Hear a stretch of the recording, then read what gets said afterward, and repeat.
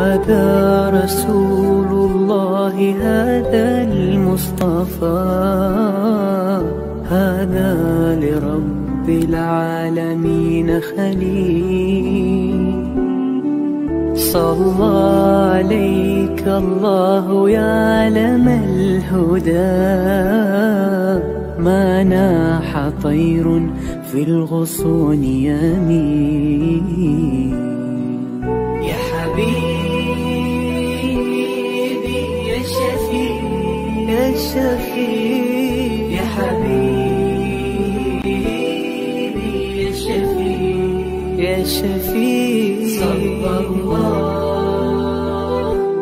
صلى الله عليك يا حبيب الله.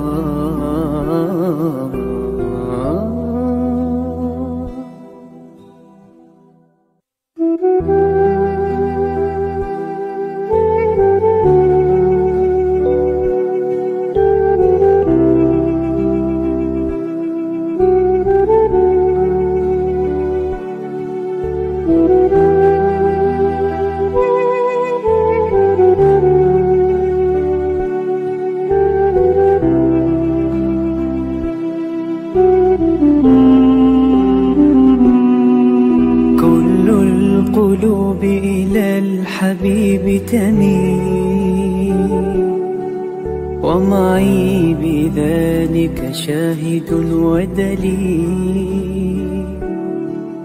أما الدليل إذا ذكرت محمدا، فترى دموع العاشقين تسيل. هذا رسول الله، هذا المصطفى، هذا لرب العالمين خليل. صلى عليك الله يا علم الهدى، ما ناح طير في الغصون يمين. يا حبيبي يا شفيع يا شفيع، يا حبيبي يا شفيع يا شفيع. صلى الله عليك يا حبيب الله.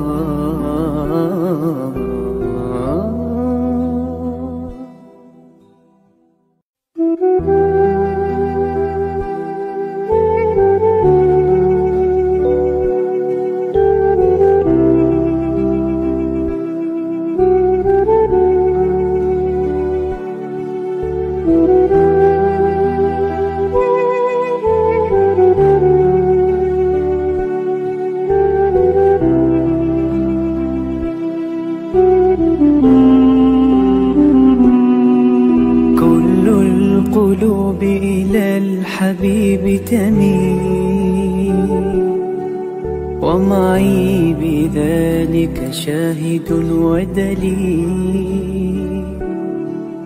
أما الدليل إذا ذكرت محمدا، فترى دموع العاشقين تسيل. هذا رسول الله، هذا المصطفى، هذا لرب العالمين خليل.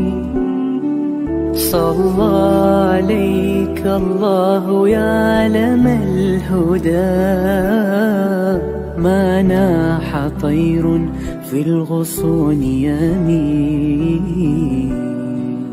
يا حبيبي يا شفيع يا شفيع، يا حبيبي يا شفيع يا شفيع. صلى الله عليك يا حبيب الله.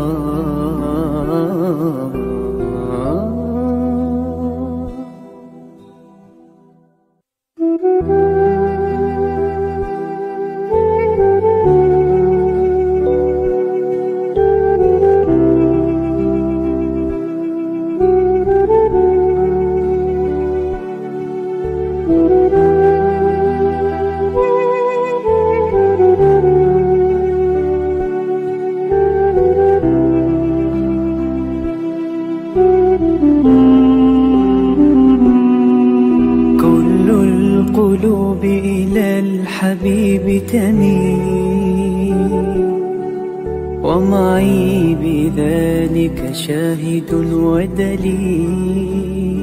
Yayasan Sabah sedang mengusahakan pembinaan Komplek Anjung Suluk Khatimah yang dipaparkan dalam skrin sekarang ini. Yang kedua ialah tentang buku yang saya tulis, ada 3 serangkai buku yang boleh didapati sekarang. Dan yang ketiga ialah FMCC atau First Move Childcare Center, iaitu sebuah taska yang mengambil pelajar-pelajar atau anak-anak dari umur 2 bulan sampai 4 tahun. Yang ketiga ialah Telegram, di mana saya minta teman-teman para penonton menghimpunkan seluruh tenaga yang ada, pemikiran yang ada untuk kita mendaulatkan Islam, insya-Allah. Tuan-tuan, seluruhnya ini kalaupun ada imbuhannya, semuanya kita masukkan dalam tabung Anjung Suluk Khatimah. Minta tuan-tuan dan puan menderma, minta tuan-tuan menginfak, minta tuan-tuan melakukan apa saja bagi kita merealisasikan program Komplek Anjung Suluk Khatimah.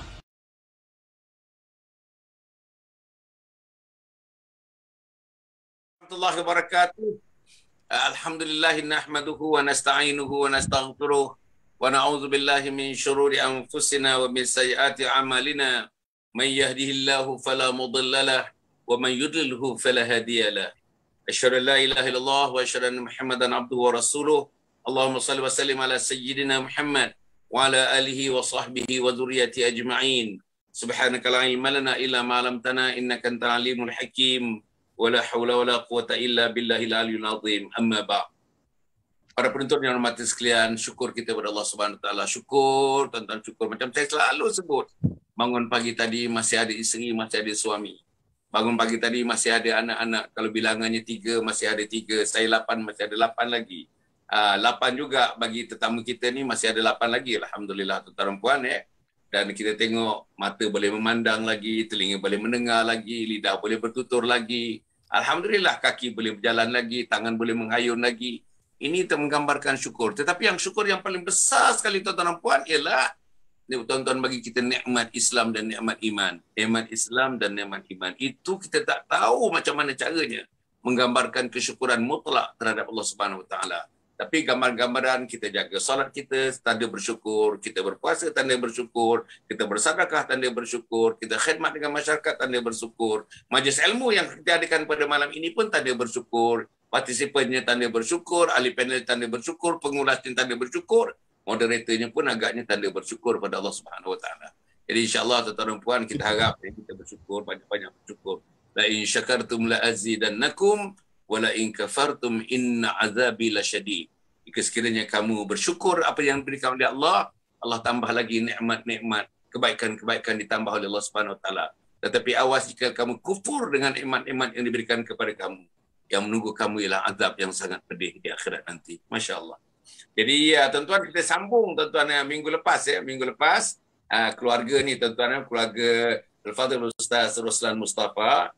Minggu lepas dia bersama dengan anak sulung perempuannya, Siti Atirah, dan kali ini tuan-tuan, insya-Allah Siti Atirah ni mewakili adik-beradik yang lain. Kali ini oleh kerana dia ada seorang aja, itulah permata, itulah berlian, itulah gunung, itulah limpa, anak laki-laki seorang aja tuan-tuan.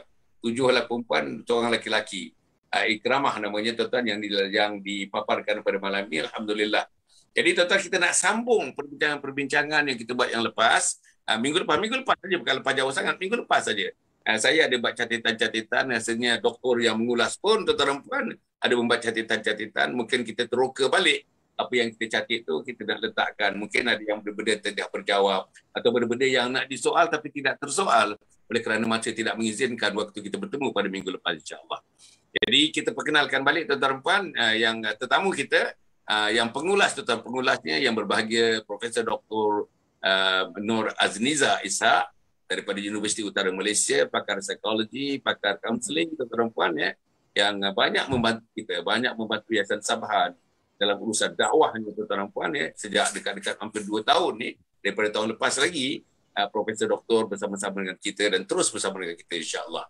Kemudian kita tamu kita pada malam ini, tuan-tuan dan puan, jadi saya minta kepada Al-Fadhil Ustaz Ruslan Mustafa untuk memberikan sedikit mukadimah dalam masa 3-4 minit sebagai permulaan untuk kita meneruskan perbincangan pada malam ini. Tajuknya perbincangan, tuan-tuan dan puan, melahirkan keluarga yang sakinah dalam bentuk yang macam mana nak dibincangkan pun, keluarga sakinah, mawaddah, warahmah, wasakinah. Inilah keluarga yang nak dilahirkan. Alhamdulillah sudah terbayang dalam keluarga ini, tuan-tuan. Sudah terbayang. Kalau ikut ulasan-ulasan daripada Profesor minggu lepas, nampaknya tuan-tuan dan puan, sebahagian besar daripada requirement, prasyarat untuk menjadi keluarga sakinah, nampaknya ada pada keluarga ini, tuan-tuan dan puan. Apapun, kita minta yang pelbagai Fadil Ustaz Roslan dan Mustafa untuk memberikan sedikit mukadimah sebelum kita meneruskan program ini, insyaAllah. Sila Ustaz. Bismillahirrahmanirrahim. Alhamdulillahirabbil alamin. Wassalatu wassalamu ala asyrafil anbiya wal mursalin wa ala alihi wa sahbihi ajmain. Rabbi shrah li sadri wa yassir li amri wa hlul 'uqdatam min lisani yafqahu qawli. La haula wala quwwata illa billahil aliyyil azim. Yang saya kasihi Dr. Hasan Ali, juga yang saya hormati Profesor Dr. Nur Azniza daripada UUI, betul ya? Ya, betul. Baik, alhamdulillah. Syukur kepada Allah SWT pada hari ini, macam apa yang disebut oleh Datuk tadi, kita masih lagi diberi peluang untuk menghirup udara Allah yang tidak ternilai sebenarnya. Khususnya dalam era kita dalam pandemik ini, kita tidak ternilai dengan hirupan udara yang kita dapat pada setiap hari Saban hari tanpa dihitung oleh Allah SWT untuk kita membayarnya, kan? Begitu juga dengan nikmat kekeluargaan yang Allah wujudkan kepada kita. Dan Allah pun wa ma khalaqtul jinna wal insa illa liya'budun. Aku jadikan jin dan manusia itu untuk beribadah kepada aku, dan kita dapat mampu beribadah bukan hanya seorang diri, tetapi kita berkeluarga. Dalam keluarga yang sakinah ini, kita boleh membawa diri kita dan ahli keluarga kita untuk beribadah kepada Allah Subhanahu Wa Taala. Kita kena ingat yang Allah perintah itu bukan hanya manusia, tetapi juga digolongkan pada golongan jin. Maka kita ada pesaing. Pesaing kita adalah golongan jin. Namun golongan jin ini pula bersyariat dengan syariat makhluk yang dinamakan manusia, dengan syariat baginda Rasulullah SAW. Maka kita mesti berasa beruntung kerana kita tergolong daripada golongan manusia dan daripada umat Rasulullah SAW. Maka untuk mewujudkan diri kita dan ahli keluarga kita yang sakinah itu, perlulah kita mengikut susur galur apa yang disusun oleh baginda Rasulullah SAW. Juga tidak kita lupakan apa yang diperjuangkan oleh nenek moyang kita yang tidak bercanggah dengan syariat, yang bertepatan dengan syariat, untuk kita naikkan dia, kita kekalkan dia kerana dia adalah sesuai untuk bangsa kita, yang Allah jadikan setiap bangsa itu mempunyai keupayaan mereka sendiri. Jadi sekali itulah sebagai mukadimah awal, Datuk, yang mudah-mudahan ia membantu usaha kita ini untuk memberi kesedaran kepada semua masyarakat betapa pentingnya kita menghargai anugerah keluarga yang sakinah itu yang Allah telah beri kepada kita. Alhamdulillah. Alhamdulillah, Masya Allah, tuan-tuan. Itulah matlamat semua orang, tuan-tuan, semua orang Islam in particular, tuan-tuan. Matlamatnya nak melahirkan keluarga yang mawaddah, warahmah dan sakinah, yang dihiasi dengan kasih sayang, yang dihiasi dengan kemesraan, yang dihiasi dengan timbal balik, hubungan timbal balik yang diikat dengan tali kasih sayang di antara kita, dan sakinah yang mententeramkan jiwa, yang memandang ahli-ahli keluarga kita dengan mata yang sejuk mata memandang mereka, insya-Allah. Jadi kita nak mula terus, itu mukadimah dia. Rata-ratanya yang sebagaimana kita bincang dalam 1 jam 15 minit minggu lepas, kita dapati bahawa keluarga ini dibentuk, diadun, dididik menggunakan formula yang rata-ratanya formula ni agak sukar bagi setengah daripada kita lah. Saya pun agaknya sukar tu. Iaitu 10% lahiriah dan 90% rohaniah. Betul Ustaz ya? 10% lahiriah, 90% ruhiyah. Kan? Jadi tuan-tuan dan puan, maknanya dalam kehidupan kita ni, bayangkan daripada dia mengandung isterinya Puan Sawiyah, kan ya, mengandung 8 orang anak, dan ilmu tentang kerukunan rumah tangga bersendikan kepada amalan roh ini dijelmakan dalam bentuk anak yang 9 orang, 8 orang, 7+1 kan ya. Jadi nampaknya saudara sudah berjaya menghidupkan itu. Tengok anak-anaknya macam mana. Dengan menggambarkan ruhiyah ini, kadang-kadang ada orang menganggap macam serong sikit pandangan manusia kadang-kadang Tapi kalau kita tengok daripada wakil ni, daripada Siti Altirah, anak sulung beliau, macam mana bercakap dengan lancar, macam mana bercakap dengan confident, macam mana dia membawa diri dia, tuan-tuan dan puan, pakai nikab dan sebagainya, dalam keadaan masyarakat, bukan masyarakat nikab di Malaysia ni, tapi masih mempertahankan dalam beberapa instance disebut, apapun prinsipal. Saya menyebutkan, tuan-tuan, inilah keluarga yang principle centered. Maknanya dia bertegak atas nama prinsip-prinsip yang dijaga rapi oleh keluarga ini, insya-Allah. Jadi dalam konteks itu, Ustaz, kita didik anak kita dengan 90% ruhiyah, dengan 10% jasadiyah, yang luar ni jasad yang Jadi macam mana macam mana penerimaan anggota keluarga kita dah okey dah, tak ada masalah.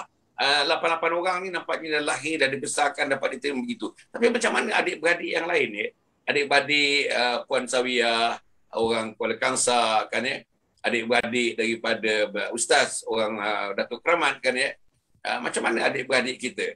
Sebab kalau misalnya 90% ruhiyah, 10% saja jasadiyah, itu agak-agaknya nampaknya macam berbeza sangatlah dengan kebanyakan kita mendidik anak kita, kebanyakan kita meletakkan batu asas kepada keluarga, pembangunan keluarga dan sebagainya.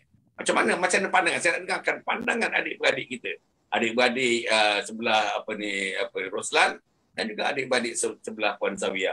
Macam mana dia pandang cara didik kita? Sudah tentu bila kita balik bercuti agaknya, cuti raya dan sebagainya, anak kita ni memaparkan caranya berbeza dengan cousin-cousin yang lain. Agak saya berbeza. Jadi macam mana perbezaan itu? Macam mana datuk nenek dia menanggapi perbezaan itu, pakcik dan makcik menanggapi perbezaan itu, dan macam mana kita adik-beradik menangani perbezaan itu? Sila, Ustaz. Alhamdulillah. Terima kasih Datuk. Memang soalan cepu emas lah. Saya awal-awal dah kena cepu emas ni, Prof. Okey, baik. Ini memang senario yang memang berlaku pada kami lah. Ya, khususnya ketika kami kecil atau mereka kecil, keluarga kami masih kecil waktu tu, masih 3 orang anak, 4 orang anak, 5 orang anak masih kecil, dan Atirah pun masih kecil. Macam Datuk cakap juga awal-awal, sebenarnya prinsip tu kena bermula daripada kami lah, ibu dan ayah. Prinsip tu mesti bermula daripada kami berdua. Berbetulan juga Sawiyah ini, isteri saya ini juga orang yang mengamalkan nikabis lah, sebagai nikab lah, memakai nikab. Jadi dia pun mengikut alur apa yang kita susun lah, kita susun. Jadi Atirah pun pada usia sekecil-kecil, usia 3 tahun, 4 tahun, kita dah memang memakaikan dia hijab, tudung. Waktu itu memang keluarga pun tengok, apa kecil-kecil pakai tudung ni, kan, bukannya wajib, kan. Betul lah tak wajib, tapi kita kata inilah tradisi ataupun pakaian yang fashion kepada anak-anak kita. Maka prinsip adalah penting dalam hidup kita. Prinsip, maksud saya, prinsip yang kita kena pegang adalah prinsip agama, beragama Datuk. Kami memang pegang sangat prinsip beragama itu kerana kita tahu kita tidak akan selamat kalau kita tidak mengambil agama sebagai prinsip kita. Namun susila bangsa Melayu, santun bangsa Melayu kita kena jaga. Sebab kita tahu masyarakat kita, keluarga kita, daripada pihak Sawiyah atau pihak keluarga saya, kami orang Melayu. Jadi kalau kami bawa prinsip ataupun santun orang Melayu itu kepada ahli keluarga, pasti mereka tidak akan dapat menolak. Jadi kami tidaklah membawa prinsip Islam itu semata-mata, tapi membawa budaya Arab. Kami bawa prinsip Melayu, santun Melayu, budaya Melayu, tetapi dalam konteks prinsip beragama. Jadi di keluarga akan suka. Khususnya Datuk, kalau kami balik raya, contoh balik ke Kuala Kangsar, saya pesan masa tu anak-anak pun dah agak besar sikit, dah tahu. Baik, kita ada misi tahun ni. Misi kita nak santuni opah, kita kan, santuni opah. Jadi ada yang nanti balik kampung dah ni letak baju apa semua. Terus okey, minggu ni kita nak, hari ni nak raya ni 2-3 hari ni kita kemas dapur opah dulu. Kan, kita kemas dapur opah, kita hias bunga-bunga dekat depan rumah opah. Jadi opah dia tengok cucu-cucu dia yang macam ni membantu dia, tidak bangun lewat, pergi kemas bilik air, cuci bilik air. Jadi satu kesantunan Melayu yang kita bawa untuk mengikat hati-hati ahli keluarga, bagi hadiah. Itulah yang kita bawa selalulah Datuk. Alhamdulillah. Profesor, kalau di peringkat awal ni Profesor boleh ulas sikit nampaknya macam mana dia membawa dia punya subculture tu ya. Budaya yang ada kepada Ustaz Roslan bersama dengan Puan Sawia tu dibawa dalam balik kampung dan sebagainya. Budaya itu diterapkan dan budaya itu bukan merupakan budaya popular dalam keluarga tu. It is not the popular culture, you know. Bukan itu. Jadi maknanya kita ni ada subculture yang dibawa dalam dia punya the prime culture kat situ tu adalah yang biasalah orang Melayu yang biasa yang nak bangun subuh pun agak sukar sikit dibandingkan anak-anak agak saya lah anak Ustaz Roslan ni yang mudah tuan-tuan ya.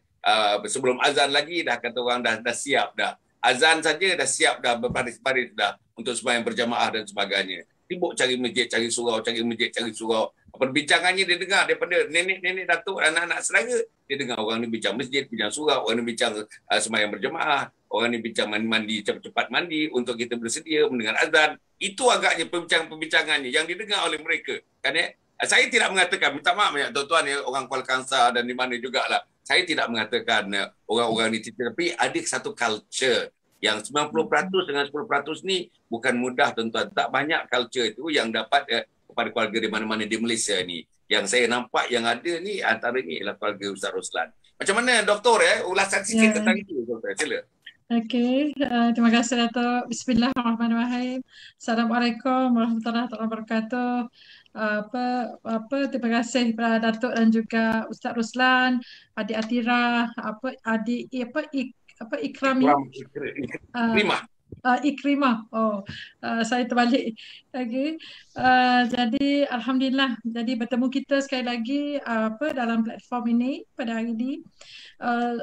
Jadi bila Ustaz Roslan menceritakan tentang flow itu, kita tengok ada dua perkara yang mana amalan psikologi dalam keluarga yang diamalkan itu, iaitu yang pertama mereka meletakkan penyesuaian awal itu. Jadi sebab apabila meletakkan Islam tu sebagai jalan hidup, the way of life, jadi perkara tersebut dah instill daripada awal. Jadi itulah sebenarnya yang kita cari dalam pendidikan anak-anak. Maksud dia dari awal itu walaupun dia nampak berbeza, tapi dalam keadaan itu dia dah meletakkan satu kita kata kelengkapan bagi pendidikan dan pertumbuhan perkembangan anak itu untuk satu fasa kepada fasa yang lain. Jadi maksud dia apabila mencorakkan keadaan tersebut, jadi anak-anak Ustaz Roslan ni telah dibesarkan dalam keadaan full package, semua ada. Jadi kita ni kalau kata manusia tersebut, jadi dia bukan kita boleh jaga fizikal je, fizikal sihat, cantik, lawa, kulit gebu ke apa benda-benda semua, tapi dia ada internal factor tu, spiritual. Tapi apabila pembahagian 10 dengan 90 itu, sebenarnya kandungan 90 rohaniah itu, sebenarnya dia juga akan mencorakkan lahiriah. Jadi sebab itu dalam pembentukan itu walaupun dia nampak macam agak berbeza daripada orang lain, jadi tapi dia ada pengukuhan ataupun dia ada satu keadaan yang boleh kita katakan perkara yang kita kata proven dan juga menjadi satu perkara yang kita nampak ada flow dalaman dan luaran yang sangat cantik. Jadi apabila kita meletakkan ad-din tu sebagai satu way of life, jadi di situ kita tengok bangun pagi, kan? Bila bangun pagi, dia maksud ataupun tolong ataupun memuliakan ataupun menyantuni orang yang lebih tua. Jadi maksud dia perkara tersebut dia build up dia internally. Jadi perkara tersebut dia tak payah orang suruh. Jadi itu antara benda yang apabila Ustaz Roslan secara bijaksana, bagi saya lah Datuk, secara bijaksananya menjaga perkara yang lahiriah dan juga rohaniah ni, jadi maksud dia telah mencantumkan satu perkara yang lengkap. Tapi perkara ini mungkin orang tak nampak. Dia di awal mungkin bila kita buat lain sikit, pakai niqab ke tudung di awal usia, dia kata kenapa nak buat macam ni, tak payah lagi. Sebab kita cuba ikut standard dan kita kata nilai ataupun value yang yang kita buat. Tapi apabila Ustaz Roslan telah ubah sikit, tambahkan value kita tu, nilai kita tu bersama dengan amalan yang ada dalam din, ad-din kita ataupun dalam Islam tu sendiri. Yang tu yang dia jadi lagi cantik dan dia telah mencorakkan keadaan tersebut. Dan lagi satu saya nampak kekuatan itu apabila dia boleh differentiate keadaan tersebut. Sebab dia boleh sesuai dan boleh differentiate. Maksud dia, kita boleh involve sekali, maksudnya, tapi kita tunjukkan, kita tonjolkan. Maksud dia yang baik, yang cantik. Jadi maksudnya kita panggil separate self kan tu. Jadi separate self tu dalam psikologi keluarga ni, maksud dia separate self tu, maksud dia walaupun dia involve directly, walaupun dia akan menyantuni semua keluarga, semua ahli, tapi dia dalam keadaan dia. Dia dalam keadaan dia dan dia membawa satu akhlak yang mulia. Dia membawa satu keadaan yang identiti yang memang orang nampak pun cantik. Dan tidak diragui. Maksudnya dalam keadaan itu walaupun berniqab ke, walaupun pakai tudung ke, bangun awal ke, benda semua, sebab orang tak boleh nafikan bahawa itulah the way of life yang paling cantik dalam kehidupan manusia. Kemudian terus lagi Datuk, bila saya nampak iaitu bila keadaan ini difahami oleh kedua-dua orang yang berkahwin, maksudnya Ustaz Roslan dengan isteri. Jadi di situ dia build up kesepakatan. Apabila dia build up kesepakatan dalam keadaan itu, dia form satu sistem sosial dalam keluarga tersebut dan dia fahamkan setiap orang anak, dan saya yakin Ustaz Roslan mengikut umur. Yang mana saya ingat yang penerangan daripada yang lepas itu, maksud dia bila didik yang sulung pun akan didik yang seterusnya dan flow itu berlaku. Dan apabila sampai masa maturity kepada anak-anak tersebut, dia ambil benda itu sebagai satu benda yang inilah jalan kita. Maksud dia di dunia dan akhirat. Maksud dia bukan di dunia saja survival itu, tapi dunia sampai akhirat. Yang tu yang saya letakkan bahawa pendidikan itu tersebut gabungan antara kesepakatan tersebut dan dia membina autonomi kepada keadaan yang kita kata kita mengikut way of life yang sebenarnya. Jadi maksud dia perlu dalam keadaan ini sebenarnya kita perlu mencontohi secara keseluruhan. Sebab bukan senang mungkin kita berjaya mendidik dari segi IQ anak tersebut hebat, excellent, tapi belum tentu kita boleh mendidik dari segi spirituality.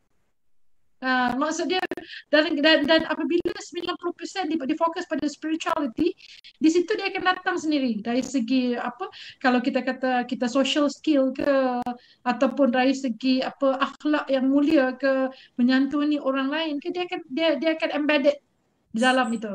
Dan bila dia embedded dalam itu, maksud dia sebenarnya bila kita bagi satu, sebenarnya dia akan tahu 10. Disebabkan dalam keadaan itu dia tahu apa pegangan dia, apa way of life dia, dan apa dia way forward dia, dan juga dia tahu juga siapa rob dia. Jadi maksudnya apabila dia tahu siapa rob dia, oh ini kehidupan. Dan kehidupan ni, dunia ni lapangan untuk ujian dan juga kita menghadapi ujian dan juga kita bergerak ke destinasi kita kepada Allah Subhanahu Wa Taala. Bila manusia jelas dalam keadaan tersebut, datanglah apa pun, maka dia akan bersedia menghadapi keseluruhan itu. Alhamdulillah. Masya Allah, Masya Allah.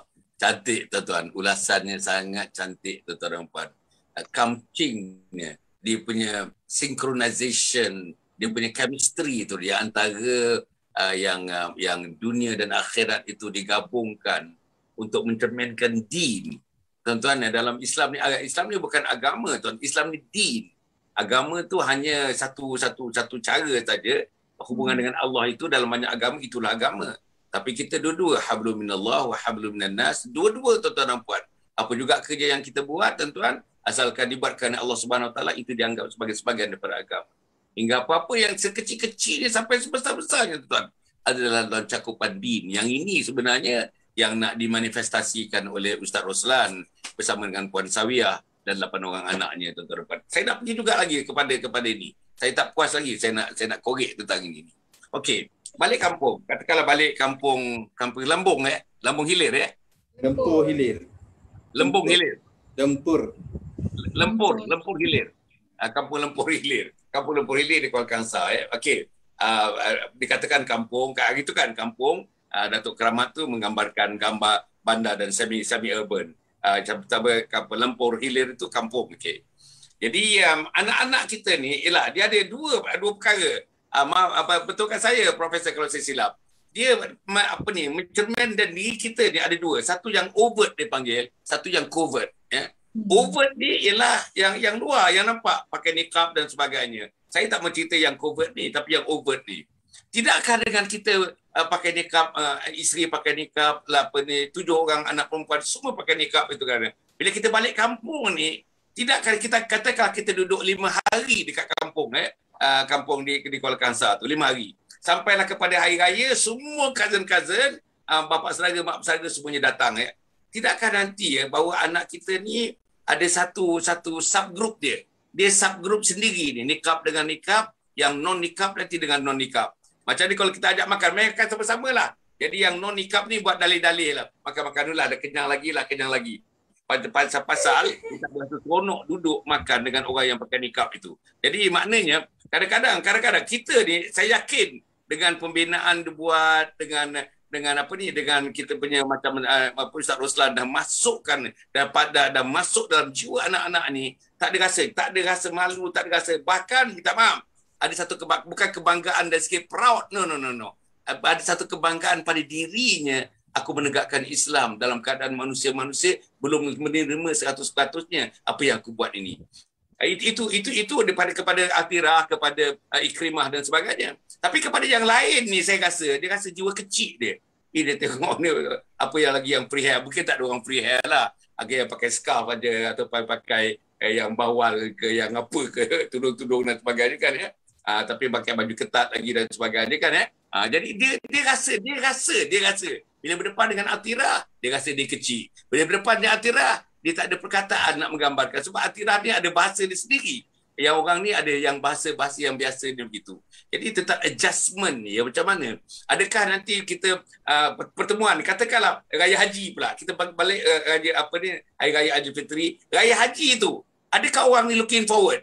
Orang Kuala Kangsar looking forward for your present, looking forward for your coming back to the kampung, ataupun macam mana dalam kepala dia? Dia anggap itu normal saja pun, tak adalah nak balik pun balik, tak balik pun tak apa. Macam mana ni? Ya Ruslan. Alhamdulillah. Datuk, sebenarnya saya mencetak pemikiran orang ni ataupun menerangkan pada mereka, memahamkan pada mereka budaya tidak menghalang kita beragama. Budaya tidak pernah menghalang kita beragama. Cuma sesuaikan budaya itu mengikut kehendak agama. Jadi memang masyarakat kadang-kadang di kampung sana, kalau kami balik memang bukan keluarga kami saja yang menanti. Tapi keluarga-keluarga samping atau sepupu sauyah pun kenapa tak cakap dah balik awal? Dia rasa kenapa tak dapat kami nak jumpa kita orang balik awal. Malah sepupu Atirah pun dia seronok kalau dia orang ni balik. Kalau kita berkumpul ke memang kita bawa sesuatu kegembiraan. Mereka tidak rasa macam terasing kan. Contoh macam Atirah sendiri, kakak sepupu dia cerita-cerita sikit. Okay. Bismillahirrahmanirrahim. Assalamualaikum semua. Pengalaman bila di kampung tadi kan macam Datuk ada sebut tentang adakah sepupu-sepupu yang lain akan rasa terasing dengan kami, macam itulah lebih kurang kan. Tapi sebaliknya, macam Abi kata tadi, mereka menunggu. Kemudian adik-adik saya sendiri dengan sepupu yang seusia dengan diorang ni dah buat dah aktiviti apa kita nak buat. Okey, hari ni kita nak tolong opah, yang ni jom kita buat sama-sama. Tapi diorang yang merangkakan benda tu ajak sepupu-sepupu lain. Kalau macam saya dah dewasa sikit ni, saya dengan makcik-makcik, kita akan duduk, okey Maksud hari ni Maksud nak buat apa? Okey, Mak Lang, Mak Lang pun seronok sangat akan duduk dengan Mak Lang, Maksud, Umi, Atirah, berborak-berborak sambil tolong opah. So benda ni tak ada langsung macam orang kata apa gap.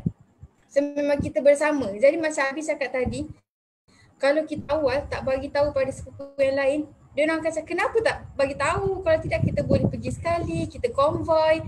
Dia orang memang nak bersama. Sebab Abi pesan selalu, kita ni kena berkawan. kita kena, kalau kata nak tunjuk akhlak tu macam mana, berkawan dengan semua orang. Tak kisahlah bagaimana latar belakang dia pun. Betul tak cerita? Sama je dengan Ikrimah Datuk. Kadang-kadang Ikrimah ni kerana masa kecil dulu dia memang dia tidak lasak tu. Tapi dia boleh bergaul dengan sepupu yang lasak. Apa pengalaman Ikrimah, cerita kat Datuk? Contohnya macam Ikrimah, dia memang minat dengan silat. Kadang-kadang dalam tu keluarga cerita lah. Pasal kat kampung, saya pernah duduk kat kampung tu, saya ada satu adik saudara memang lasak lah. Saya layan ikut apa yang dia layan tu, saya main lah dengan dia kadang-kadang. Tapi saya ikut secara dalam diri saya lah. Abi pernah pesan, kalau orang lasak kita main dengan cara lembut. Gitulah Datuk. Sebenarnya macam saya melihat anak-anak saya ni, saya membentuk mereka mengikut manusia ni Datuk, dia ada sikap, dia ada bakat dan dia ada watak. Dan saya bentuk mengikut bakat mereka dan sikap mereka juga watak mereka. Watak Ikrimah berbeza dengan watak Atirah. Sikap Ikrimah pun berbeza dengan sikap Atirah. Tapi bakat Ikrimah pun berbeza dengan bakat Ikrimah. Walaupun Atirah ni Datuk tengok firm, confidence, bercakap boleh laju, beta. Tidak boleh Ikrimah. Tetapi bakat Ikrimah dalam seni budaya Melayu, dia lebih pada Atirah. Jadi saya bentuk mereka mengikut bakat mereka dan mengikut sikap dan kualiti diri mereka lah, ya. Tapi yang paling penting bunga diri itu, yakni akhlak. Kan akhlak itu yang membentuk. Dan saya tertarik juga Datuk, sebenarnya kita mengikut fashion juga Datuk. Mengikut perkembangan. Contoh Atirah balik, dia tidak akan mesti berjubah gitu. Dia akan pakai baju muslimah yang ada branded, yang ada brand, dan pakai seluar pun yang seluar besar yang ada brand. Jadi keluarga yang itu pun tengok, dia orang ni kan bila balik kampung dia tak pakai kampung, tak pakai slipper cabuk, saya akan cari kasut baru supaya kita nampakkan Islam itu indah. Islam itu indah, Islam itu sesuai dengan zaman dan berbicara pun ikut akhlak Islam kan. Itu yang kita patternkan lah dalam hidup kami lah. Agar nampak kemas lah. Betul, yang penting kekemasan. Itu yang saya rasa yang idealnya berlaku. Tetapi yang dalam pengalaman saya lah dalam masyarakat ni kadang-kadang, orang-orang macam Atirah ni kadang-kadang dia ada dua. Satu dia boleh socialize, satu dia withdrawing. Dia withdraw. Kan ini yang kebanyakan dia withdraw. Jadi maknanya dengan subculture yang dia ada tu, dia cuba withdraw, akhirnya terdapat jurang makin besar jurangnya dengan orang, ambillah Kuala Kangsar tadi kan, dengan Datuk Keramat tu ya.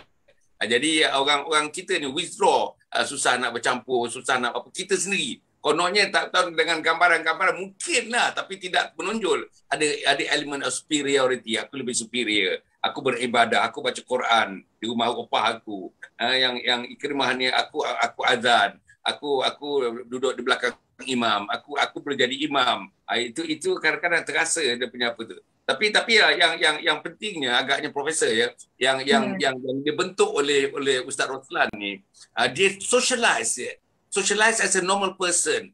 It's a normal orang umur 28 tahun macam Ikrimah. It's a social being ya. Maknanya makhluk sosial yang mesti berinteraksi, yang mesti berkomunikasi dan sebagainya. Tetapi kadang-kadang yang saya tengok lah, ada teman-teman kadang-kadang dengan pakaian yang sekian, dia withdraw. Dia apa, mereka withdraw daripada masyarakat yang banyak, masyarakat yang apa di masyarakat yang utama tu lah. Macam mana ya doktor ya, profesor? Ya. Okey, saya cuba Datuk. Jadi di sini hasil daripada penceritaan tu, saya pun nampak macam apa keluarga Ustaz Roslan, Atirah, Ikrimah dan sebagainya memang tertunggu-tunggu nak balik kampung. Jadi macam bila nak balik kampung tu macam nampak lively, cara dia orang cerita tu nampak lively. Jadi di situ sebenarnya Ustaz Roslan telah membentuk anak-anak Ustaz Roslan ni kepada keadaan yang pertama dalam mengikut perintah Allah. Okay, dalam mengikut perintah Allah, maksud dia mungkin dia maksimalkan dari segi menutup aurat, dari segi akhlak dan sebagainya, penjagaan akhlak dan sebagainya. Tapi dalam masa yang sama juga dia memaksimalkan dari segi perhubungan dengan manusia yang lain. Jadi terutama apa kita kata cuba nak bukan saja menyantuni tapi dalam konteks yang meraihkan orang lain. Jadi bila Datuk gunakan sosialisasi itu tadi, maksud dia menggunakan apa dari segi style ke communication ataupun komunikasi bersama dengan keluarga tersebut, dia menguruskan interaksi dia dengan berkesan. Jadi apabila dia menguruskan interaksi dengan berkesan, orang tak nampak niqab tu, tapi orang nampak di sebalik niqab tu. Jadi maksud dia, kita selagi boleh kita memaksimalkan apa yang tuntutan dalam Islam dan sebagainya, kita boleh laksanakan, tapi dengan tidak put aside ataupun letak sebelah dari segi hubungan sesama manusia, kerana dari segi hubungan tersebut, lagi baik hubungan tersebut, maka lagi rapatlah orang kepada Islam tu. Jadi maksud dia dalam keadaan itu saya nampaklah macam seolah balik kampung pun masih berdakwah lah. Kan? Jadi maksudnya balik kampung pun berdakwah dalam konteks yang kata kami sama aja, tapi dalam keadaan ini mungkin dari segi apa ayat Quran yang dibaca, hadis yang dibaca telah satu keadaan yang mana educate kita maksudnya ustaz-ustaz educate anak-anak ustaz-ustaz supaya meletakkan semaksimal mungkin dari segi perkara yang perlu kita laksanakan dalam Islam. Dan yang nak pakai niqab dan sebagainya, dia adalah satu kemampuan sebenarnya. Bagaimana dia mencorakkan. Dan saya teringat pula bila Datuk kata overt dan covert dan sebagainya, bila kita build up ini, sebenarnya apabila meletakkan jati diri ataupun kita kata disignifikan dengan self efficacy, kita panggil self efficacy itu macam keupayaan diri dia. Untuk meletakkan bahawa this is the way of life. Jadi kita akan ikut semaksimal mungkin, dan di situ kita pula tanpa ragu-ragu menyatakan, mengajak, menunjukkan. Jadi kita kata kita menunjukkan role model yang sangat cantik, sangat baik, dan di situ pun sebenarnya bukan apa yang kita cakap saja, tapi apa yang kita buat, apa yang kita tunjukkan, apa yang kita tonjolkan. Maka di situ dia satu keadaan yang melengkapkan the way of life itu. Sebab itu saya nampak setiap kali bila Ustaz Roslan cerita, kata nak tunjukkan yang elok. Walaupun selipar pun dia tak bagi pakai. Ya, jadi selipar pun tak boleh pakai, dia kata tak boleh. Jadi bukanlah bermaksud tak pakai selipar, tapi bila nak buat gathering, maksud dia nak nampak yang paling cantik Islam itu. Saya yakinlah kalau kita tanya lagi, maksud dia the way of life yang dipilih oleh Ustaz Roslan bersama dengan anak-anak ni adalah keadaan yang mana dia memilih untuk orang melihat role model tersebut, dan orang akan nampak, orang akan baik sangka kepada Islam. Dan apabila orang baik sangka kepada Islam, maka di situ orang kata, oh, kita kena laksanakan. Sebab itu bila masa pandemik ni Datuk, lagilah orang pakai niqab.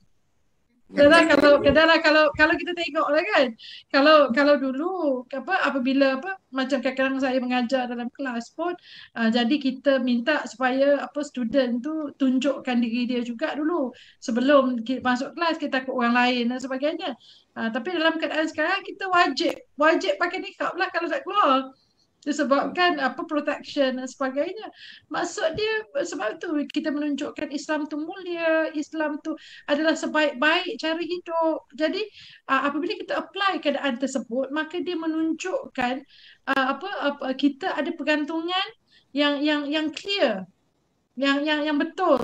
Maksud dia yang sandaran yang betul, kita kata prosedur yang betul, cara hidup yang betul. Maka jadi bagi saya dia tidak ada no doubt lah keadaan tersebut. Dia tidak ada keraguan pada keadaan itu. Alhamdulillah. Sebelum saya nak minta Ustaz Roslan cerita sikit tentang silat ni kan, aktiviti. Tapi saya nak tunjukkan satu lagi soalan kan ya. Ustaz Roslan ni doktor, profesor, dia dah ada 4 menantu. Oh. 4 menantu laki-laki lah kan ya. Yang pertama, yang kedua, yang ketiga, yang keempat dah berumah tangga. Betul Ustaz? 4 kan? Betul. 4, okey. Jadi saya nak tanya soalan yang mudah saja. Masa nak memilih menantu tu, dan masa kita tengok kita punya besan latar belakang besan dan sebagainya, adakah ditekankan yang di incoming menantu yang akan meminang anak kita tu, besan kita tu pun semestinya 90% 10% tu.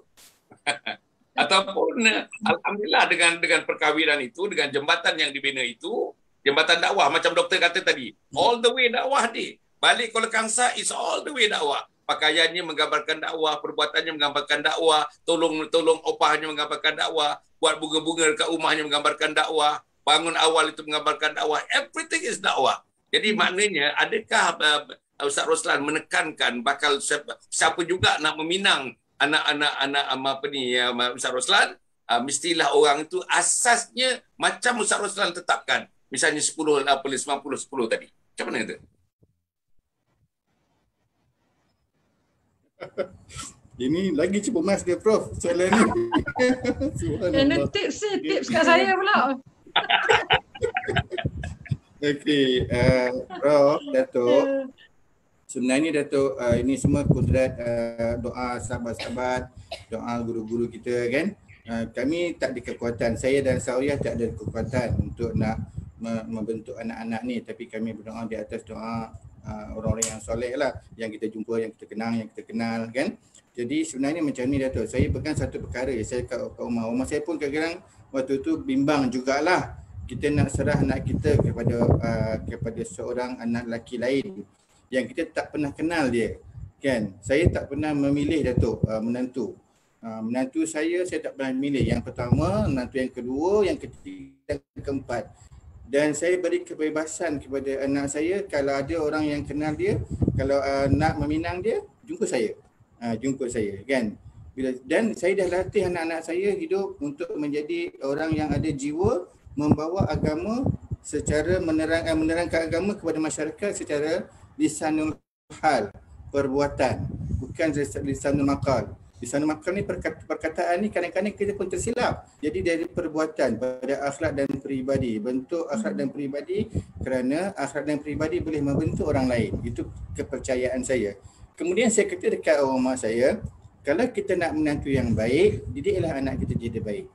Kerana Allah berpesan di Quran, Allah beritahu kita lelaki yang baik untuk wanita yang baik dan wanita yang baik untuk lelaki yang baik. Di situ kita ada tak keyakinan itu? Kalau kita ada keyakinan itu, kita tidak risau tentang anak orang lain. Kita akan risau tentang anak kita. Persiapkan anak kita, jadikan anak kita seorang insan yang baik. Pasti Allah datangkan kepada dia pasangan dia yang baik. Nah, itu satu kepastian yang saya tetap pegang sampai kini. Kan? Jadi Datuk, kadang-kadang betul. Awalnya kita tengok, ya Allah ini ke bakal menantu aku. Kan? Tetapi saya yakin insya-Allah dengan adanya doa rakan-rakan, doa sahabat-sahabat, doa guru-guru kita, saya yakin pasti nanti dia pun berpeluang nak baik macam kita juga nak baik. Kita belum baik, kita juga nak baik dan kita terus-terus nak baiki diri sehingga bakal menantu pun akan jadi baik. Jadi apa yang saya buat Datuk? Apa yang saya buat? Masa nak meminang, masa datang berisik, saya dah kenal lah. Bakal besan tu dah kenal kan? Dah kenal bapak dia macam mana, pemikiran bapak dia macam mana, pemikiran mak dia macam mana, dah kenal dah. Oh ini orang gini punya, orang yang begini punya, kita dah tahu dah. Kita dah boleh angkat dah, mungkin anak dia pun lebih kurang macam tu juga kan. Jadi saya kata okey, nanti kita buat majlis pertunangan boleh? Kan, okey, pertunangan kita buat, ahli keluarga datang. Bila ahli keluarga datang Datuk, biasanya kalau tradisi orang Melayu, bakal pengantin lelaki tak bersama kan. Bakal pengantin, tapi saya rentas. Saya rentas benda tu. Saya nak bakal pengantin lelaki kena ada sama dalam perbincangan kedua ibu dan ayah ini. Itu saya potong sikit. Saya tak ikutlah tradisi yang mungkin selalu orang buat. Saya buat satu majlis yang agak ringkas. Ahli keluarga dua-dua pihak kena ada. Ada perbelas saya ada, perbelas saya ada, dan pada bakal menantu pun ada, dan bakal pengantin lelaki mesti ada. Dan dia duduk di depan saya. Sebelum dia duduk di depan qadi, dia kena duduk di depan saya. Dan saya akan tanya kepada dia, kan, kenapa dia nak ambil anak saya? Kan? Tu dia kata dia minat apa gian. Okay, baik. Mampu tak nanti anda mendidik anak saya seperti mana saya mendidik anak saya? Kan? Dan sebelum dia jawab tu saya tanya, boleh tak saya tanya kamu, siapakah guru kamu? Kan, dalam sudut agama siapakah guru kamu? Mungkin saya kenal, saya kata kan. Dia kata, tak ada. Kan? So saya fikir pada wakil saya, so wakil saya tanya, kalau tak ada guru kamu, kamu nak tak berguru dengan bakal pak mentua kamu? Saya ikat di situ tu. Mau tak kamu berguru dengan bakal pak mentua kamu? Sebab dia memang pun mengajar di masjid surau dan sebagainya kan. Jadi orang dah anak-anak kita Datuk nak sajalah kan. Bila saya nak sebenarnya saya nak apa Datuk? Mak dan ayah dia dengar. Mak dan ayah dia dengar, dia mengambil saya sebagai tempat rujuk dia. Kalau dalam keluarga dia ada masalah nanti. Saya pasti dalam keluarga anak saya pasti akan ada masalah. Kan? Jadi saya letak supaya mak dan ayah dia dengar, anak mereka yang nak ambil anak saya, nak membimbing anak saya, akan mengambil saya tempat rujuk dia kalau mereka ada masalah. Jadi bila anak saya bercerita kat saya, dia ada masalah keluarga, saya tidak akan tunding kepada menantu saya. Saya akan tunding kepada anak saya. Mungkin kamu ada masalah. Akhirnya mungkin ada masalah kot. Kan? Saya akan, so nanti tak boleh tanya dia, tak boleh interview dia. Tapi saya cerita dulu. Kan? Bila saya tanya kalau dia tak ada buat salah, saya minta panggil suami dia, minta datang rumah, Abi nak borak sikit. Kan? Bila tanya, di situlah kita betulkan mereka balik. Alignkan balik, kan buat elemen balik supaya dia orang betul-betul berpaksi pada agama semula dan kita bawa kesukaan, kesantunan, ajak makan-makan kan. Dia tak rasa gap dengan kita. Dia rasa kita memang ada tempat rujukan dia dan tempat dia nak membaiki ahli keluarga dia. Dan menantu saya yang ketiga, sebelum isteri dia bercerita masalah mereka kepada saya, dia datang cerita dulu. Abi sebenarnya Abi gini cerita. Dia cerita dulu, barulah anak saya cerita masalah. So tak apa. Kita bincang-bincang. Jadi saya ikat macam tu Prof. Datuk. Saya ikat biar menantu saya, dia akan merujuk kepada saya tentang masalah mereka pun nak baik. Bagi saya, setiap manusia nak baik Datuk. Setiap manusia nak baik. Jadi kalau Allah rezekikan kita ada panduan, ada pembimbing, jadi kita berkongsi dengan mereka supaya mereka juga akan dapat kebaikan. Itu saya punya tradisi. Yang perempuan saya dah ada program formula macam tu Prof. Datuk. Yang lelaki ni saya bimbang. Jadi saya pesan kepada kakak Atira kan. Sebab Atira dia ada stand dia juga. Dia kata dia kurang setuju seandainya setiap wanita mengatakan kita dah kahwin nak buat macam mana kan, ikut dia dah cakap suami kan. Jadi Atira tidak setuju dengan statement itu. Dia ada dia punya pegangan sendiri statement dia. Jadi saya kata jangan sampai nanti Atira, adik ipar Atira cakap dekat Atira, yelah kak, saya kan isteri kepada Ikrimah, saya tak akan nak ikut cakap Ikrimah. Ikrimah pun kena juga ikut cakap saya. Kacau Atira sebab dia stand kat macam tu. Kan? Nanti dia tanya dia macam mana dia punya prinsip dan kenapa dia berprinsip begitu. Jadi yang kami agak nak betul-betul bentuk sekarang ni adalah Ikrimah benar-benar tak dia boleh menjadi seorang bakal suami yang bertanggungjawab di atas urusan dunia dan akhirat. Lebih-lebih urusan ukhrawi lah. Itu saya pilih formula dia Datuk. Saya sebelum pergi pada doktor ya. Doktor, saya nampak dekat sini macam keluarga-keluarga yang lepas, keluarga Said Ashik dan sebagainya, keluarga Ustaz Abdul Rashid yang sudah keluarga Ustaz Nazri yang bersama dengan kita lah, yang keluarga-keluarga ni. Nampaknya dia punya pimpinan keluarga ni dalam kes ini, Ustaz Roslan ni saya rasa telah menjalankan peranannya all the way. Daripada dia meletakkan asas, dia meletakkan prinsip, apa yang boleh, apa yang tak boleh. Prinsip dia 90-10 tu, go through, throughout kalau kita tengok, sampai nak memilih menantu pun, prinsip itu nampaknya dikedepankan. Walaupun dengan berbagai-bagai cara, supaya dia tidak mengecewakan orang lain nampaknya, tapi prinsip itu terus dipegang dan berjalan. Jadi maknanya dekat sini ni, kalau misalnya dalam anak 8 orang ni, 7+1 ni 8 orang, kalau tidak manusia macam Ustaz Roslan ni, mungkin susah juga nak jadi apa yang telah terjadi. Pembinaan yang telah jadi, personality yang telah terjadi, sahsiah yang telah terjadi dan sebagainya. Bagaimana apa yang observasi daripada doktor ya? Tengok macam mana doktor? Okey. Alhamdulillah saya pun dapat tips juga tu, itu yang seronok juga tu. Jadi tips cara apa pilih menantu. Okey. Jadi alhamdulillah. Jadi dalam keadaan ini dia ada dua perkara kat situ. Yang pertama saya tengok Ustaz Roslan mengamalkan kalau dalam kita kata style parenting itu, dia tinggi kawalan, maksudnya tinggi kontrol dia, tapi dalam masa yang sama dia tinggi juga resi kasih sayang ataupun komitmen. Jadi sebab itu kalau kita tengok apa yang dibuat, dia ada check and balance. Dia bila ada check and balance, maksudnya seolah kita bersama-sama dengan anak-anak tu. Jadi dia bukan bermaksud dia tak bagi buat, tapi dia ada control system kat situ, dan control system itu dia berpandukan kepada apa yang the way of life dalam Islam tadi.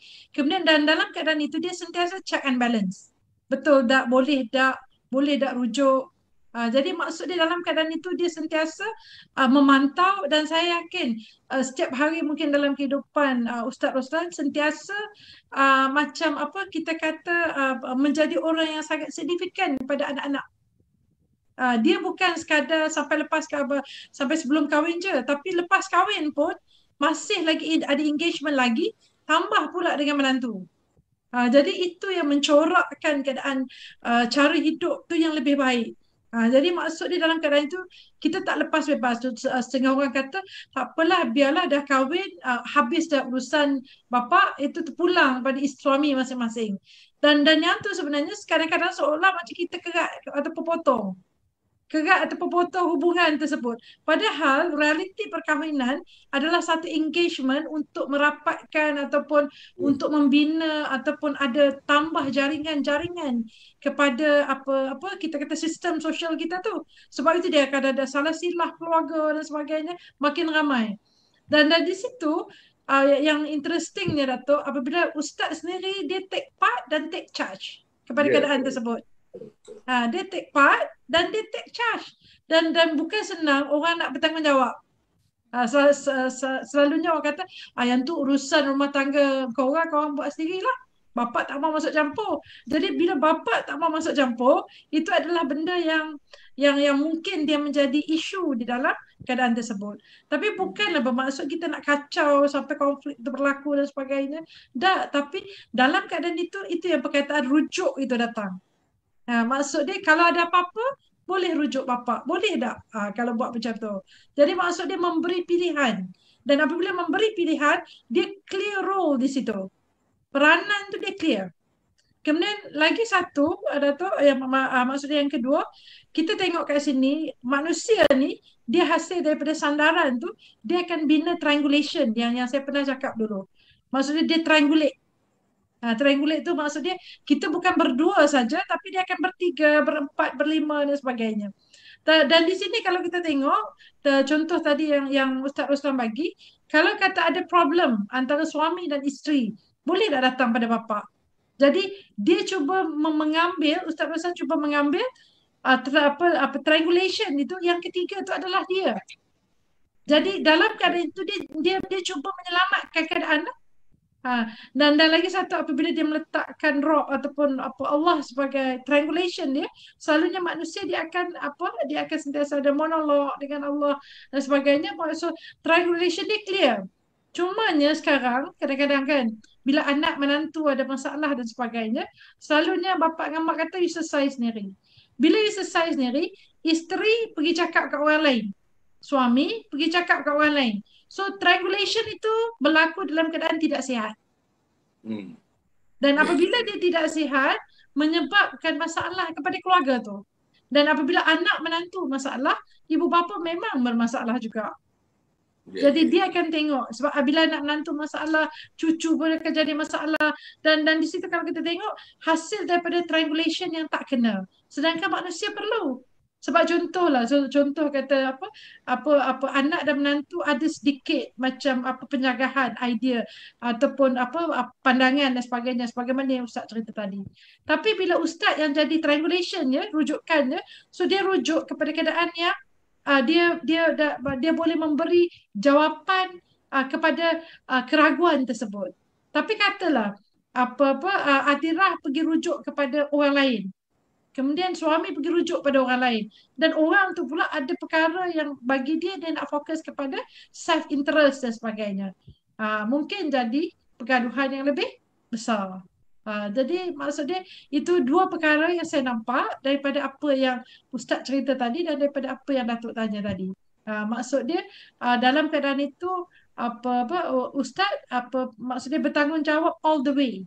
Jadi di situ bagi saya lah cara Ustaz cerita ni, maksud dia lahir anak tu kan, lahir anak tu sampai anak umur 30 tahun ke 28 tahun ke, semua maksud dia kiri kanan depan belakang semua Ustaz tahu. Walaupun dia beralih kat mana ke, dia buat apa ke, maksud dia bersama-sama dalam keadaan itu, bukan bentuk mengongkong. Maksud dia bersama-sama dalam pembesaran dan perkembangan tersebut. Alhamdulillah. Susah nak cari macam ni doktor. Susah nak cari ni, follow through ni, all the way ni. Susah. Memang susah. Usaha dapat buat. Lagi dengan anaknya ramai kan, 8 orang Kalau misalnya 3 orang macam doktor, agaknya mungkin lebih apa lagi lah. Ruang tu lebih terbuka lagi. Tapi ni 8 orang ni. Ikrimah ni pun satu hal juga, ni belum kahwin, 28 tahun umur dia ni. Dia pun akan diinterview oleh bakal bapa mentua dia ni. Macam juga kakak dia, suami bakal kakak dia diinterview oleh Ustaz Roslan. Jadi maknanya okey, yang akhirnya yang saya nak sebutkan kat sini ialah tentang Ustaz boleh cerita sikit macam mana tentang Seri Kandi ni tentang penglibatan dalam silat yang menggambarkan kesantunan dan sebagainya. Silat ini satu gerakan-gerakan yang agaknya tough lah. Biasanya manly kan manly. Tapi dalam konteks 7 orang anak perempuan tu semuanya terlibat dengan silat, melambung, melompat, berbagai-bagai bagaiannya. Kadang-kadang nampaknya ada unsur kebengisan bengis sikit nampaknya. Pahlawan, Seri Kandi dan sebagainya.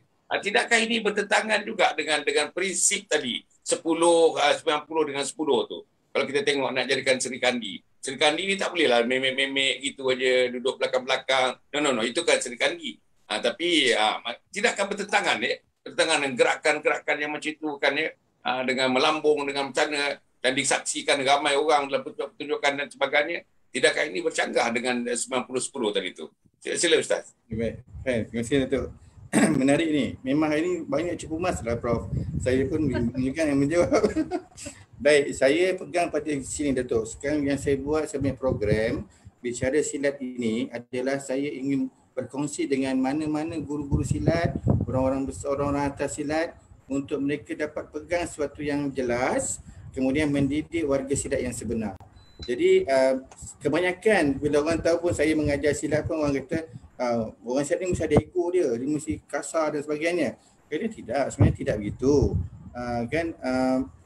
Sebelum saya jaya Seri Kandi itu, kita kena faham dulu silat itu, perkataan silat itu datang dari mana, kan?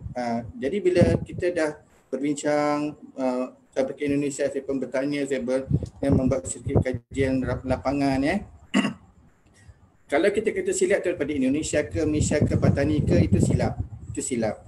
Kerana silat ini datang dia adalah ilmu pertarungan, ilmu pertahanan negara atau bangsa Nusantara. Jadi ilmu pertahanan itu dia datang daripada kerajaan Melayu Islam Nusantara ketika kurun ke-15, hampir keseluruhan kerajaan Melayu Islam Nusantara itu telah menerima Islam. Maka kerajaan Majapahit, Aceh, Patani, Sulu, sampai Tanah Melayu, Melaka dan sebagainya, mereka mengambil ilmu pertahanan mereka mengikut adab-adab Islam. Bila mereka adab Islam, maka ilmu perang mereka telah dinamakan sebagai silat. Kenapa dinamakan sebagai silat? Kerana mereka mengambil daripada hadis Rasulullah SAW, riwayat Al-Hakim, yang mengatakan ad-du'a silahul mu'min. Doa itu senjata seorang mukmin. Jadi silah menjadi silat. Silah itu adalah senjata. Senjatanya adalah doa. Doa siapa? Mukmin. Bermaksud seluruh warga silat seharusnya mesti menjadi orang mukmin. Menjadi orang mukmin kerana doa mereka lah senjata mereka. Jadi bagi Seri Kandi, dia tidak boleh bergerak ataupun melakukan gerakan-gerakan seperti seorang panglima atau pendekar. Mereka ada limit mereka seperti Nusaibah. Nusaibah dia membantu Rasulullah SAW dalam peperangan. Dia tidak bertarung dengan orang yang nak membunuh Rasulullah SAW itu, tetapi dia menjadi perisai kepada Rasulullah SAW. Jadi dalam silat ini Datuk, dia kena ada dua pendekatan, dua keilmuan, iaitu kemahiran dan pengetahuan. Kebanyakan orang silat, warga silat, dia menjurus kepada kemahiran semata-mata, tetapi dia tidak menjurus kepada pengetahuan. Jadi para Seri Kandi lah, kerana Seri Kandi ini akan bakal menjadi ibu. Dan mereka adalah madrasah pertama kepada generasi yang akan datang. Jadi mereka mesti ada pengetahuan yang cukup banyak dalam kemahiran-kemahiran yang tertentu. Jadi anak saya ada 7 orang perempuan dan dia ada grup ataupun dia dari pertubuhan kelab mereka 7 Seri Kandi. Setiap 7 orang ini mereka mempunyai kemahiran-kemahiran sendiri.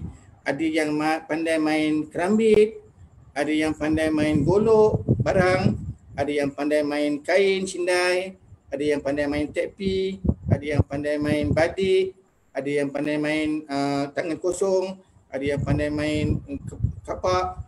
Jadi saya asah mereka satu-satu permainan secara spesifik.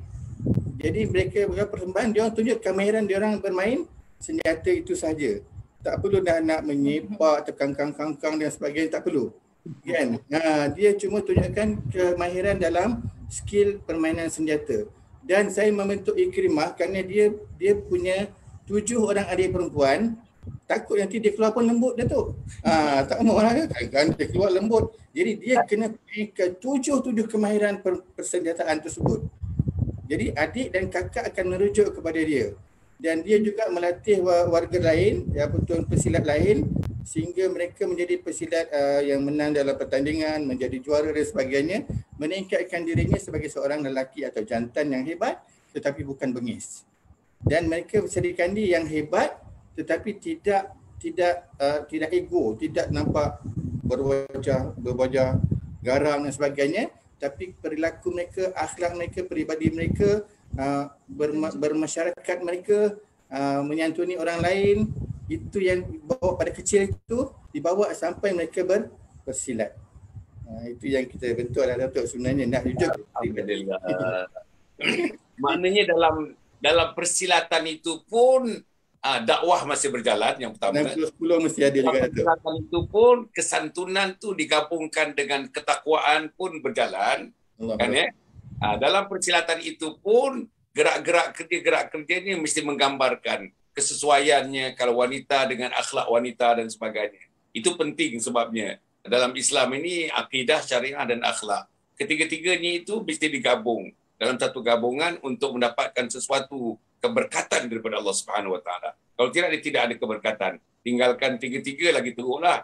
Ambil satu saja, tinggalkan dua pun tak boleh juga. Jadi maknanya ini gabungan yang ada. Itu yang sebabnya yang doktor selalu sebut tu komunikasi. Itu sebabnya yang doktor selalu sebut tu tentang proses. Itu yang sebabnya selalu doktor sebut tu macam mana benda tu penemuan.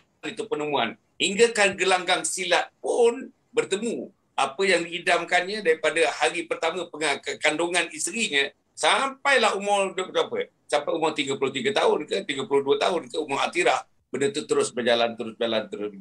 Ini satu benda yang saya rasa lah, para penonton yang betul sekalian ya. Saya rasa lah inilah dia yang kita patut ketengahkan tuan-tuan dan puan. Ya. Personality macam ini, keluarga yang macam ini, inilah contohnya. Bukan dia hidup dalam satu yang konservatif macam itu. Tak maaf saya nak kata. Saya tak mau menggunakan perkataan itu tapi nak menggambarkan saja. Tapi hidup ya, anak dia hidup tuan-tuan, hidup. Pakai pakaian yang berjenama misalnya di tempat-tempat yang tertentu. Nak menggambarkan cantiknya Islam, nampakkan mulianya Islam, kasut-kasutnya baru dan sebagainya, tuan-tuan puan, kebersihan dan sebagainya, itu menggambarkan. Dan inilah sebenarnya dalam bentuk-bentuk yang dicipta oleh Ustaz Roslan dalam bentuk persilatan dan sebagainya. Dan kalau bicara kemas semuanya kan, daripada atas sampai bawah kemas, gerakannya pun kemas, kan cantik. Inilah sejuk mata. Kita mandang pesilat dah sejuk mata. Qurrata a'yun pada pesilat-pesilat. Masya-Allah. Ini jaranglah kita nak dengar benda-benda ni berlaku gini. Macam mana doktor? Ini yang terakhir doktor. Dalam 2 minit agak ni. Macam mana doktor? Okey. Baik. Jadi sangat menarik. Saya rasa saya pun nak belajar. Nak belajar silat. Okey.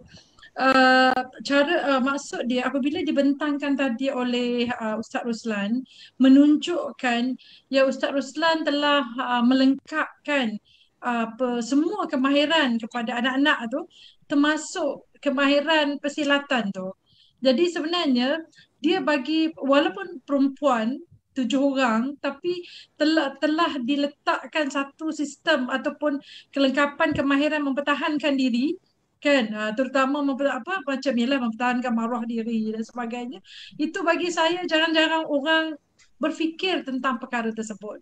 Kemudian tambahan pula apabila mereka telah menguasai kemahiran tersebut, dijadikan itu sebagai platform dakwah. Platform dakwah untuk menonjolkan bahawa orang perempuan ni maksud dia bukan boleh dilihat dalam bentuk lembut dia saja ke macam selalu mengalah ke apa benda semua, tapi boleh ditonjolkan dalam keadaan yang begitu confident, firm, dan juga dia ada assertive lah kita panggil. Kalau dalam bahasa psikologi itu assertive. Yang mana dalam keadaan itu dia boleh groom diri dia dan juga protect diri dia dalam berbagai keadaan dan masih boleh menjadi seorang ibu yang boleh mengelola rumah tangga dan juga menjaga suami dan sebagainya. Jadi yang tu bagi saya jarang-jarang dengar, tapi yang ni memang kita kata sangat unik bagi saya, yang mana boleh blend overall. Dan kalau kita tengok daripada sesi lepas Datuk sampai sekarang, apa yang saya boleh tengok, yang pertama Ustaz Ruslan fokus kepada dari segi fizikal. Maksudnya apa juga fizikal, kemudian fokus pada spiritual. Maksud dia yang dikatakan 90% dan sebagainya. Dan apabila blend kedua-dua ni juga diletak juga perisai bagaimana mempertahankan diri, bukan saja dari segi anasir macam macam-macam keadaan persekitaran sekarang lah. Kita kata macam-macam perkara yang boleh meleka, menyebabkan kita leka dan sebagainya, iaitu dengan menjalinkan hubungan spiritual yang sangat kuat dengan Allah. Dan dalam keadaan itu juga boleh buat protection kepada diri daripada persekitaran yang mana ada seni mempertahankan diri dan sebagainya. Yang tu begitu unik lah bagi saya tu. Bukan semua parents boleh mendatangkan bentuk kemahiran yang lengkap itu kepada semua anak-anak dia. Mungkin separuh parents dia akan boleh bagi pembelajaran akademik yang excellent sampai boleh pergi merata-rata. Tapi belum tentu dia boleh bagi pembelajaran spiritual yang solid kepada anak-anak dia. Kemudian didatangkan pula dengan seni mempertahankan diri pula Datuk. Jadi maksud dia kalau kata minggu lepas kita tengok Tuan Syed dia lebih fokus kepada kemahiran juga, tapi memasak untuk survival. Jadi yang ni kita tengok kemahiran mempertahankan diri untuk survival, dan dalam keadaan itu juga untuk jalan dakwah mereka kepada orang yang lain. Jadi maksud dia bagi saya teruskan keadaan ataupun style parenting style yang murni inilah, bagi saya dia boleh menjadi contoh kepada parents yang lain. Tapi perkara yang paling menarik iaitu apabila Ustaz Ruslan praktis kepada diri, dan selepas itu dia menjadi role model kepada yang lain, dan dia terapkan perkara yang sangat kita kata positif kepada anak-anak untuk berada pada keadaan tersebut. Kemudian flow Ustaz Ruslan itu saya nampak dari segi konflik dan sebagainya bukan tak ada, tapi dibantu dan cuba difahami bersama-sama, dan dengan apa bekalan yang ada itu telah membentuk satu kombinasi ataupun kita kata bentuk discussion yang sangat baik untuk solve apa juga konflik yang dibentuk di dalam keluarga tersebut. Doktor, saya ingat kena hantar ni kita punya calon-calon masters PhD ni supaya tengok kalau ada subspecialization tentang apa yang kita dah buat selama ni, terutamanya Ustaz Roslan ni. Saya rasa ini yang perlu ditonjolkan, dikaji. Buat kaji empirical tentang macam mana kombinasi itu kan. Hebat ni kombinasi dia tuan, dan kombinasi ni akan berlaku kalau ada orang maestro dia macam Ustaz Roslan. Dan berapa orang yang ayah-ayah termasuk Hasan Ali ni lah berapa orang yang macam Ustaz Roslan kan dia punya determination dia, principle centerednya, tak bergoyangnya dia sampai nak pilih menantu pun on his term, nak pilih menantu pun on his term. Itu ya Allah, ya Allah, ya Allah, ya Allah, dan diterima Masya Allah, ya Allah. Itu satu benda lah. Tapi kalau nak pilih menantu on our term tapi tidak diterima ataupun half-hearted menerima, itu susah juga. Tapi dalam kes ini, alhamdulillah 4 menantu dan sebagainya, kita doakanlah supaya Atirah dan adik-adik yang lain tu. Dan Ikrimah juga ni. Ikrimah dah boleh sangat dah ni. Ikrimah ni kalau ada majlis-majlis besok panggil saya lah. Majlis-majlis pertundangan ke apa-apa ke. Saya nak tengok macam mana operasinya. Saya nak buat video besok tengok macam mana operasi yang berlaku, insyaAllah. Dan ini benda-benda ni pada saya lah. Kita Yayasan Sabah ni has discovered, doktor, lot of things, doktor, yang selama ni it is hidden somewhere kan tapi kita dah discover macam ni. Dan kita discover, kita nak bentang kepada masyarakat. Inilah dia. Kalau masyarakat pandang leweh orang yang pakai nikab dan sebagainya. See macam mana ni anak Ustaz Roslan kan? Kalau dia pandang orang-orang yang pakai nikab ni duduk di belakang-belakang tabik, see dia melompat ke sana, melompat ke sini dengan menjaga akhlaknya.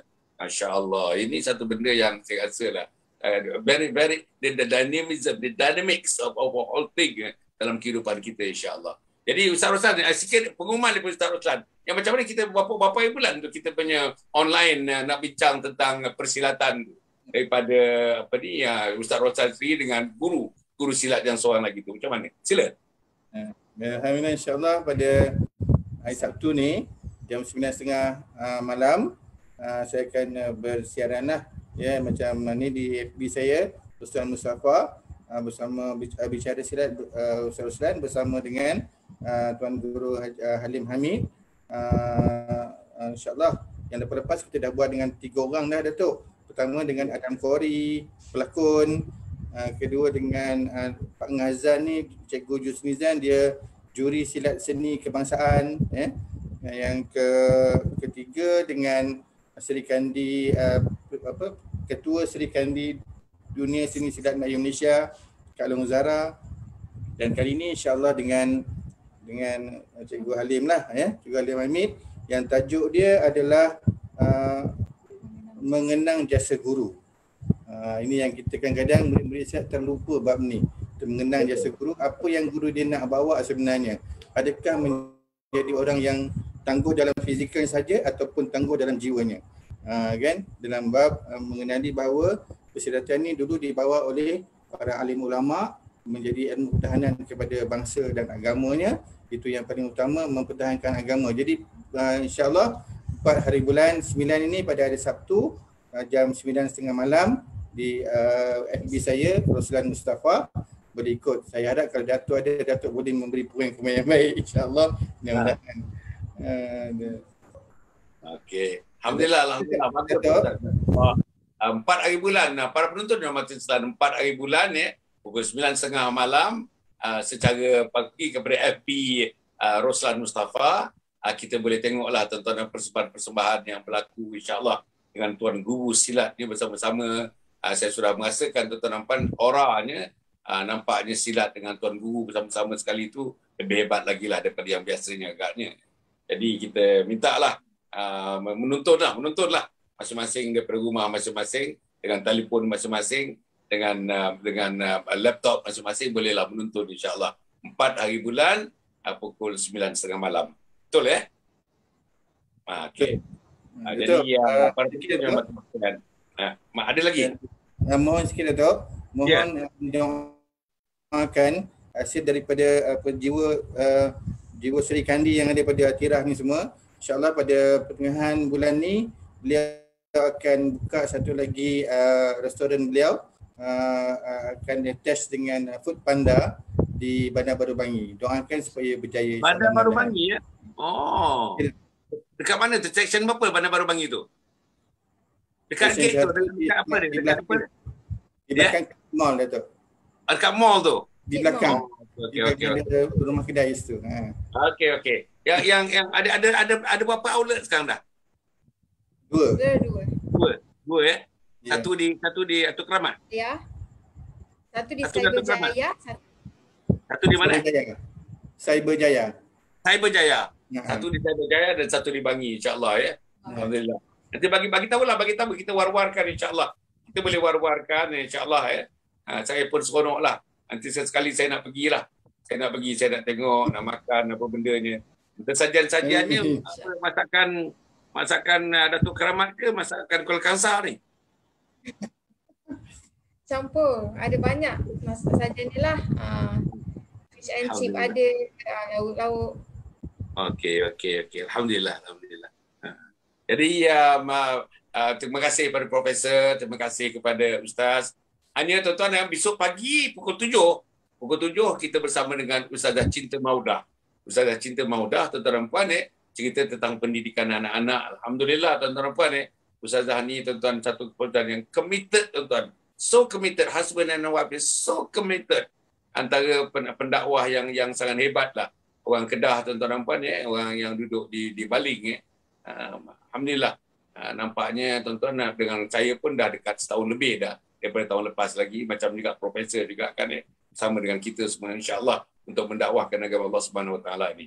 Jadi kemudian malam besok tuan-tuan malam besok kita bersama dengan Dr. Rahimi Saad dengan Dr. Bibi Jan daripada Singapura Dr. Bibi Jan di Singapura, orang Singapura bekerja di Singapura, tuan-tuan dan puan berkhidmat di Singapura dan sebagainya. Alhamdulillah bersama dengan kita. Pun dah masuk minggu yang kelima dengan Dr. Bibi Jan ni. InsyaAllah kita nak cerita tentang Muslim Mukmin Personality insyaAllah.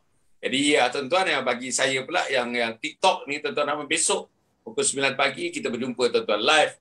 Pukul 9 pagi live kita cerita Mahkota Cinta tuan-tuan. Tajuk ni Mahkota Cinta bersiri. Ada episod 1 mungkin episod yang ke-9 agaknya. Kita tentang Mahkota Cinta.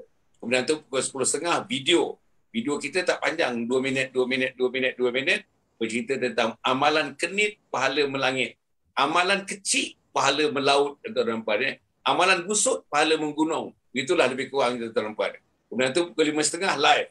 5.30 kita cerita masalah-masalah yang dihadapi dalam kehidupan dan saya cuba bagi tips untuk menyelesaikan masalah. Dan saya sedang membincang masalah ni dah 5-6 siri dah, ketagihan kepada gadget. Itu yang saya ceritakan insyaAllah. Dan malam pukul 10.30, sebentar lagi pukul 10.30 insyaAllah tuan-tuan, video pula. Video tu mengenai juga 2 minit aja. Tetap satu siri 2 minit, satu episod 2 minit. Tajuk dia beberapa kesilapan mendidik anak dan cara mengatasi kesilapan tersebut. Jadi tuan-tuan insyaAllah jadi dalam TikTok tuan-tuan tuan-tuan pergilah kepada Datuk Dr. Hassan bin Muhammad Ali TikTok. Walaupun saya baru tak cukup sebulan lagi, tapi sambutannya sangat-sangat meyakinkan saya bahawa ini juga merupakan saluran dakwah, terutamanya untuk kita menggamit anak-anak muda sekitar berumur 30 tahun ke bawah begitulah yang nak digamit kepada Islam insya-Allah. Jadi tuan-tuan dan puan saya rasa begitu juga dengan kita punya kita punya media sosial kita masuk hampir semua kali. Kita ada Twitter, kita ada Facebook, kita ada YouTube, kita ada Instagram, kita ada Telegram. Kita mintalah Atira dengan Ikrimah war-warkan kita punya TikTok, kita punya Telegram supaya lebih ramai lagi orang dapat join dan dapat bersama-sama kita untuk mendakwahkan agama Allah Subhanahu Wa Taala. Insya-Allah Jadi saya ucapkan terima kasih sekali lagi kepada yang berbahagia Ustaz Roslan Mustafa bersama dengan Siti Atira, bersama dengan Ikrimah kita tak dapat bersama dengan Puan Sawiah. Saya pun sebenarnya nak menunggu Puan Sawiah ni. Tapi dia kena kuarantin pula tuan-tuan puan insya-Allah. InsyaAllah satu masa nanti tuan-tuan Ustaz bila-bila Ustaz saya akan hubungi Ustaz untuk kita cerita yang satu aspek yang lain pula dalam hal mengenai kehidupan ini yang saya yakin dengan pengalaman cara yang Saya seronok ni. Saya seronok siapa semua yang datang kepada kita ni tawaduk belaka tawaduk, aduh, merendah diri. Saya rasa tak sampai hati kalau nak menyoal ni. Pasal dia merendah diri sangat, kalau tawaduk sangat Jadi itulah seronok. Saya rasa seronoklah tuan-tuan dan puan. Supaya penyakit tawaduk tu, supaya elemen tawaduk tu masuk dalam hati saya lah. Menjadi insan yang juga bertawaduk kepada Allah Subhanahu Wa Taala, insya-Allah. Jadi saya rasa cukup sekali itu. Terima kasihlah Ikrimah Nampak Ikrimah ni macam pahlawan betul lah Ikrimah. Memang badan tu kita nampak susuk tu. Memang susuk memanglah. Saya rasa kalau tidak hang jebat, hang tua hang jebat pun hang lekir lah nampaknya kalau tidak. Dah apa ada hang tua hang jebat, hang lekir, hang lekiu. Hang kasturi. Betul. Berapa 5 ke 4? 5. Hang kasturi lagi. Hang kasturi. Ya. Okey. Jadi Profesor, terima kasih banyak-banyak Profesor. Saya betul-betul lah kalau Profesor ada orang-orang anak-anak apa ni yang supervise masters ke PhD ke, eloklah tengok lah yang sayang ni. Ini pada saya sangat premium lah. Bahan-bahan yang kita dipersembahkan kepada kita yang jarang-jarang kita dapati, insya-Allah. Cukup setakat itu para penonton. Terima kasih pada para penonton di mana juga anda berada.